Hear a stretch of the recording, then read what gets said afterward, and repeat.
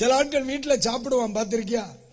சாப்பிட்டா பிளேட்ல இருக்கிற பாதி அவனை சுத்தி காணப்படும். இந்த பிரைம் மினிஸ்டரை சுத்தி கருப்பு பூனை இருக்கிற மாதிரி அப்படியே சுத்தி கிடக்கும். இயேசு 5000 புருஷர்கள் இருந்த பேருக்கு சாப்பாடு போட்டாரா? பெண்கள் எவ்வளவு இருந்திருப்பாங்க?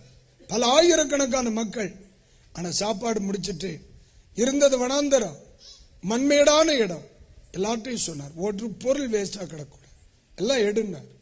12 கூடைகள் சிதறி கிடந்த உணவை எடுத்து ஒழுங்குபடுத்தின கர்த்தர். நம்ம ஆண்டவரை மாதிரி ஒழுக்கமுள்ள ஒரு ஆண்டவரை பார்க்கவே முடியாது. அதனாலதான் இந்த இயேசுப்பாவுக்கு நான் ஊழியம் செய்றேன். இயேசு மரிக்க போகிறார். இயேசு சிலுவையில தொங்கிக் கொண்டிருக்கிறார். மரியாளின் மூத்த மகன் யார்? இயேசு. அவர் மற்ற பிள்ளைகளை விட்டு இயேசுப்பா கூட ஊழியத்துக்கு வந்தாங்க. அம்மா ஹெல்த்தியா இருக்காங்க. மகன் மரிக்க போகிறார். என்ன சொன்னார்? யோவானை பார்த்து சொன்னார், அம்மாவை பார்த்துக்கோன்னார். அம்மாட்ட சொன்னார், அதோ உன் மகன், இதோ உன் தாய். சீசனை பார்த்து சொன்னார். அப்படின்னு என்ன அர்த்தம்? இல்ல, நான் போறேன், எங்க அம்மாவை பார்த்துக்கோ. சில ஆட்களுக்கு கல்யாணம் பண்ணனாலே பெத்த தாய்க்கு ஞாபகத்துக்கு வர மாட்டேங்குது. கண்ணை மூட புளிச்சா பொஞ்சாதி ஞாபகம் தான் வருது.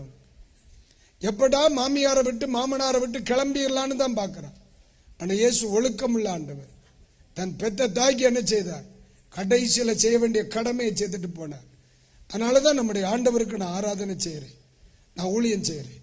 அந்த ஆண்டவரை உலகத்துக்கு நான் பிரசங்கம் பண்றேன். ஆண்டவர் மாதிரி ஒழுக்கம் உள்ள ஒரு ஆண்டவரை இந்த உலகத்துல பார்க்கவே முடியாது.